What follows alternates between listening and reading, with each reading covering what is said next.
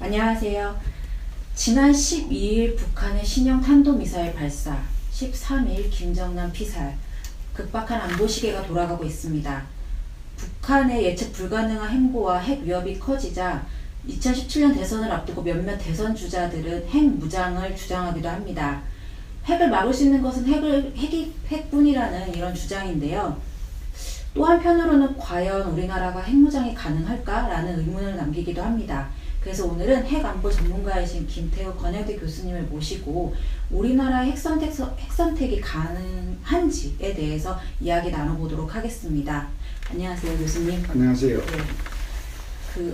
먼저 북한이 핵실험을 지금 5차까지 감행을 한 상태고, 또 SLBM이라든지 최근에는 고체 연료를 탑재한 신형 탄도미사일 발사까지 계속하고 있다 보니 우리나라도 핵을 가져야 된다는 주장들이 있습니다. 기술적인 측면을 제외하고 현실적으로 우리나라 핵선택 주장 지금 많이 나와 있는데요. 이런 핵선택 주장들이 어떤 것이 있는지요?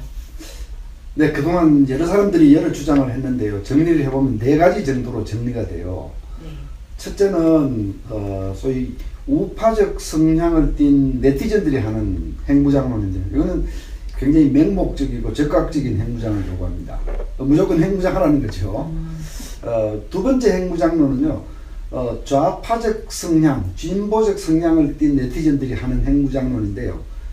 북한 핵도 가만히 놔두면 통일되면 올 것이 된다. 즉, 이 통일이 결국 핵무장을 가져다 줄 것이다 라는 이런 주장이 또 소위 좌성향 네티즌 사이에 나오고 있죠. 세 번째 주장은 이게 이제 학자들과 대선 주자들, 정치인들이 주로 이제 여권 성향의 정치인들입니다. 이 사람들이 하는 주장들인데, 단계적으로 북핵의 상황에 따라서 단계적으로 또 조건부적으로 북한이 핵을 포기하면 우리도 핵무장할 필요 없다, 이제 그런 뜻이죠. 그런 단계적 조건부적 핵무장론, 이게 이제 세 번째 부류의 핵무장론인데, 이런 주장을 하는 사람들은 뭐 여권 정치인들 중에서 꽤 있습니다. 과거에 정몽준 의원, 김문수 의원, 또 뭐 송영선 의원, 원유철 의원, 이런 사람들이 이런 주장을 하고 있죠.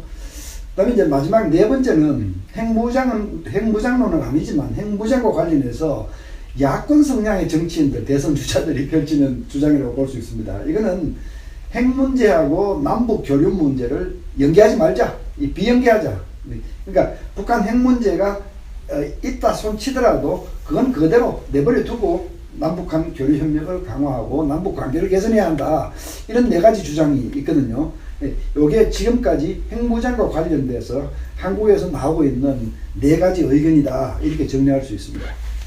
같은 핵무장이라고 해도 뭐 다 같은 핵무장이 아닌 것 같은데요. 그렇습니다. 말씀하신 게 최종적으로 한 4가지 정도라고 하셨는데, 그럼 그 4가지를 좀 하나씩 좀 자세하게 설명을 좀 부탁드립니다. 예, 우선 첫 번째 우파 네티즌들이 하는 주장은요, 핵세계의 현실을 잘 모르고 함부로 하는 얘기죠.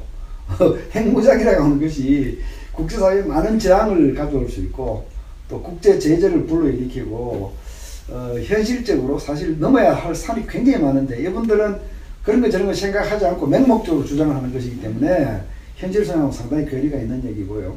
두 번째, 통일되면 우리 거라고 하는 얘기는요, 이게 사실은 핵무장론이라고 하는 이름을 달고는 있지만 그 근저에는 북한 핵 문제를 신경 쓰지 말고 북한을 도와주라 라고 하는 소위 진보적 대북관을 깔고 있는 겁니다. 그러니까 어떻게 보면 굉장히 애매모호하고 교모한 논리를 핵무장과 관련해서 펼치지만 사실상은 진보적인 대북관을 반영하는 것이다, 이렇게 볼 수 있어요. 그 다음에 이제 세 번째 거는 제가 마지막에 말씀드리고, 마지막으로 네 번째, 야권 정치인들이 하는 핵 문제하고 무관하게 남북관계 개선하고 북한을 지원하라고 하는 얘기는 한마디로 굉장히 무책임한 얘기죠. 사실 원론적으로만 따지면 저만 하더라도 핵 문제가 심각하게 진행되는 동안에도 그래도 우리는 남북한 동족적 동질성을 유지하기 위한 어떤 그 기준적인 차원의 남북 교류는 계속 이어져야 한다, 이제 이런 생각을 우리도 했었어요. 그게 소위 이제 비연계론입니다.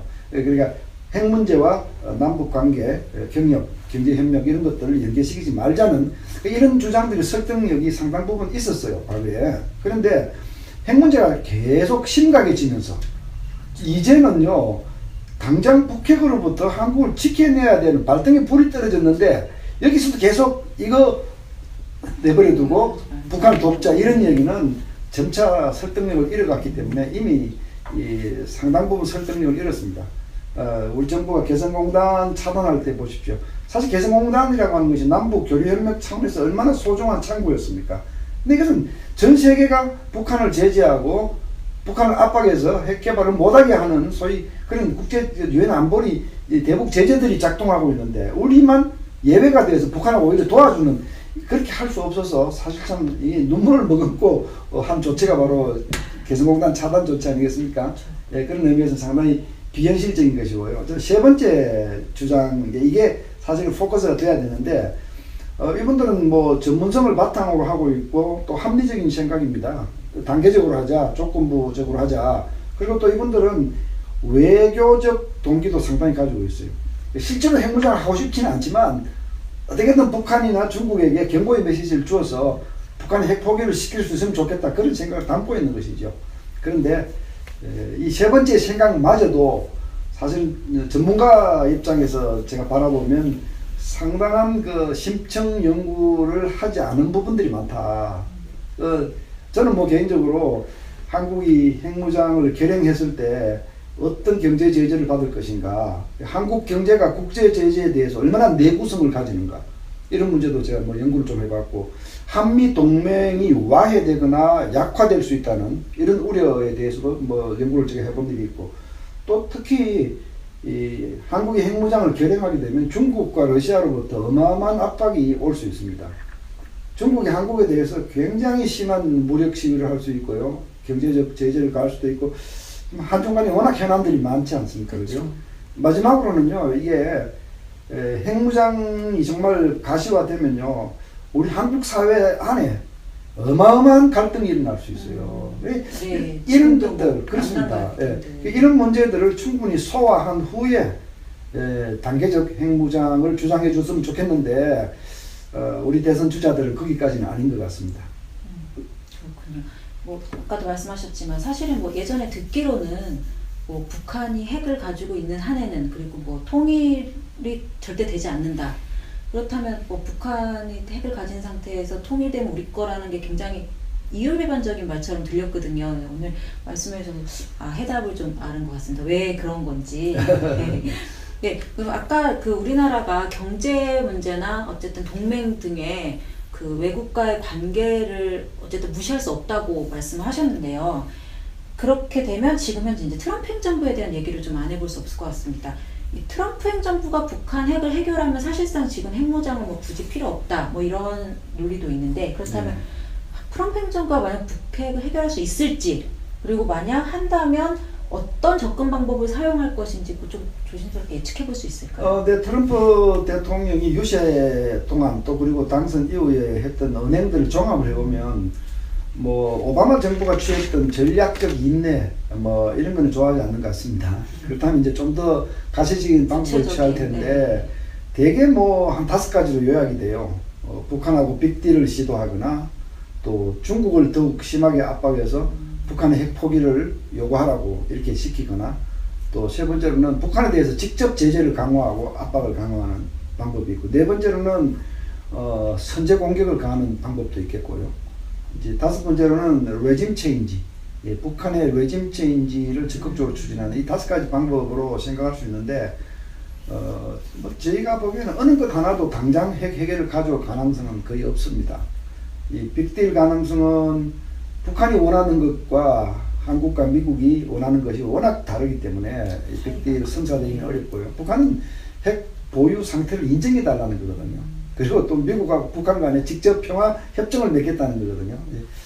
두 번째 중국을 압박하는 것도 중국이 지금 미국하고 세대계를 벌리는 시대가 된 거죠. 중국이 그 고분고분 굴복할 것 같지 않고요. 세 번째 부분도 지금 중국이 유엔 제재가 북한에 대해서 유엔 제재가 취해지고 있는 동안에도 북한은 중국은 비공식적으로는 북한 정권을 도왔거든요. 많이 도왔죠. 네, 이런 중국의 이중 플레이가 지속되는 한 북한이 굴복할 것 같지 않고요. 네 번째 선제 공격은 뭐 미국이 그런 힘은 가지고 있겠지만 이게 한반도에 전면 전쟁을 가져올 수 있고 또 한국에 대해서 부수적 피해를 강요하기 때문에 쉽지 않은 선택이고요. 레짐 체인지는 미국이 시도한다 하더라도 중국이나 한국의 협력 조율이 필요하고 시간이 많이 걸리는 문제고, 그래서 어느 것 하나도 당장 북한 핵 해결을 가져올 가능성은 별로 없다. 이런 비관적인 평가가 불가피합니다. 그렇군요. 북한 핵은 정말 뭐 벌써 제 기억으로만 벌써 거의 10년 가까이 된 숙제인데, 뭐 10년 된 숙제를 한 번에 해결하겠다는 건 조금 무리인 것 같고요. 그럼 다시 핵무장 얘기를 좀 돌아와서요. 쭉 얘기를 듣고 보니 우리나라는 국제관계도 이미 핵 선택이 굉장히 어렵거나 아니면 지금 주장되고 있는 핵 주장들도, 핵무장 주장들도 현실성에 문제가 있거나 약간 바람직하지 않아 보이는데요. 제가 기억하는 걸로 교수님이 한 1990년대부터 평화적 핵주권이라는 걸 주장을 해오셨어요. 평화적 핵주권은 무엇이고, 그렇다면 한국이 할 수 있는 어떤 평화적 핵주권을 가질 수 있는 핵무장할 수 있는 방법이 있는 건지 좀 말씀 부탁드립니다. 예, 뭐 저는 젊은 시절 이런저런 계기로 한국을 강대국으로 만들기 위해서는 핵무장이 필요하다는 생각을 했던 시절이 있었어요. 그리고 그걸 실행에 옮기기 위해서 하던 직장을 중단하고 유학을 다시 했고 핵 문제, 핵 전략 이런 문제를 전공해서 박사학위를 따고 돌아온 케이스입니다. 그런데 제가 이제 박사학위를 받아서 한국에 올 때는 생각이 바뀌어져 있었어요. 한국은 핵무장 하는 건 무리다 하는 생각으로 바뀌어져 있었는데, 그 이유는 이 강자들이 군림하는 이 정글과도 같은 핵세계의 현실을 제가 직접 보고 배웠기 때문에 한국이 핵무장을 해서 손해볼 게 많다면 핵무장을 할 수 없는 거 아니겠습니까?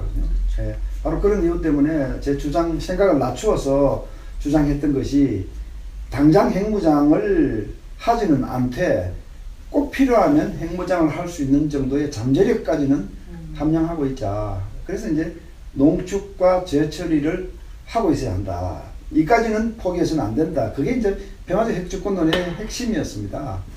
근데 이제 그 당시에 제 주장은 과격한 주장으로 받아들여졌고, 우리 정부로부터도 받아들여지지 않았지만, 지금 세월이 지난 지금에는요, 우리가 했던 경고대로 북한은 핵을 계속 개발했고, 지금은 이제 핵무장론이 나오고 있으니까 저는 개인적으로 참 많은 격세지감을 느끼는데요.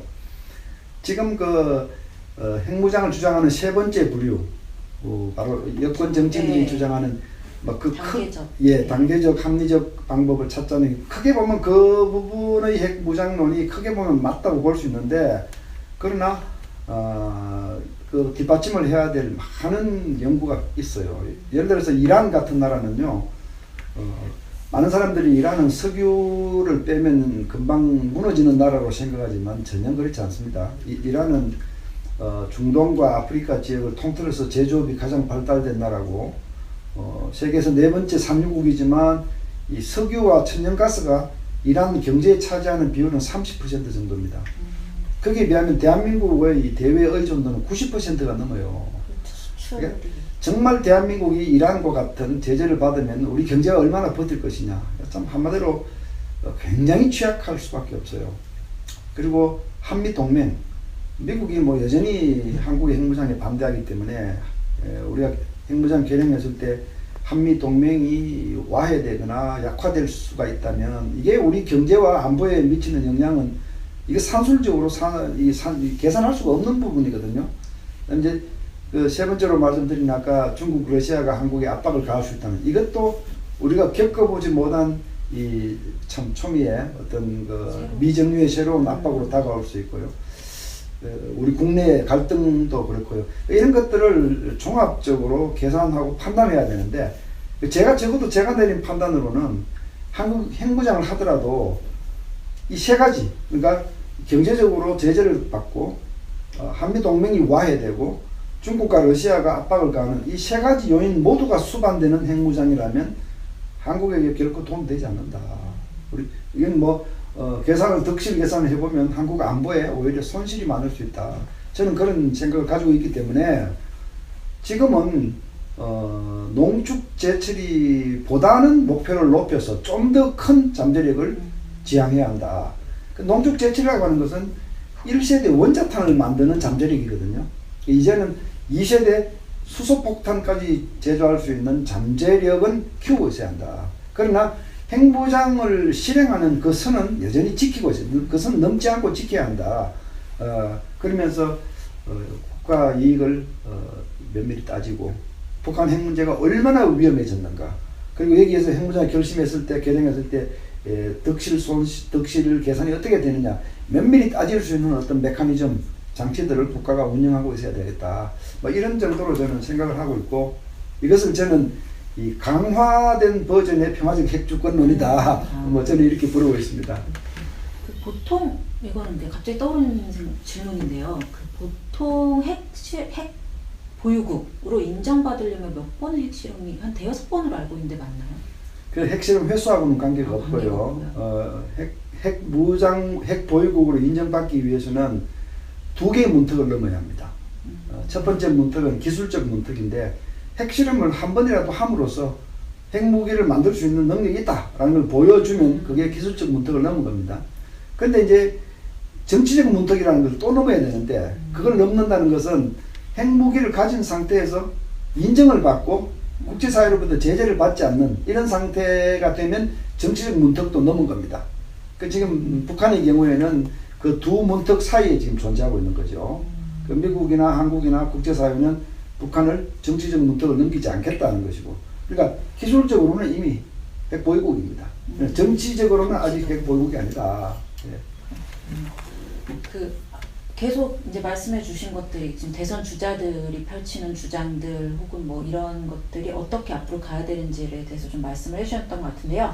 핵무장을 주장하는 많은 대선 주자들께 마지막으로 한마디 부탁드립니다. 예, 뭐 핵무장을 주장하는 대선 주자에게도 한마디 드리고 싶고, 반대하는 주자들한테도 한마디를 드리고 싶은데요. 우선 반대하는 주자들한테는 잘못하면 무책임할 수 있다. 이런 경고를 꼭 드리고 싶은데요. 핵을 가진 나라와 핵을 가지지 않은 나라 사이에 대치를 하면, 핵을 가지지 않은 나라는 동맹이나 외부의 도움이 없는 한 두 가지 선택밖에 없어요. 항복하든지 붙어서 맞아 죽든지 두 가지 선택밖에 없어요. 그러니까 이런 상황을 강요하고 있는 것이 북한 핵 문제인데, 여기에 대해서 너무 순진하게 접근하지 말아달라, 이런 얘기를 핵무장을 반대하는 사람들한테 하고 싶고요. 핵무장을 주장하는 대선 주자들한테는 죄송한 말씀이지만 공부를 좀 더 했으면 좋겠다. 핵무장이 수반할 수 있는 막대한 국가 손실, 또 핵무장이 반드시 필요할 수밖에 없는 안보적 필요성, 이런 것들을 면밀하게 비교 검토하고 분석하는 이 과정을 거쳐줬으면 좋겠다. 그렇게 해서 마지막 순간까지 신중과 합리성을 잃지 말고 주장의 어떤 한계선을 지켜주기 바란다. 뭐 그런 얘기를 드리고 싶네요. 네, 교수님 말씀 감사합니다. 보통 안보는 공기와 같다고들 말하고 있습니다. 무엇보다도 지금 현재 시점에서는 정치 지도자들의 안보관과 선택이 나라의 운명을 결정할 것 같습니다. 북한의 핵 위협에 맞서기 위한 우리나라의 그 핵 선택, 고도의 전략과 전술이 필요해 보입니다. 네, 오늘 많은 시간 같이 감사드리고요, 교수님. 네, 저는 지금까지 바른사회신문의 김도연이었습니다.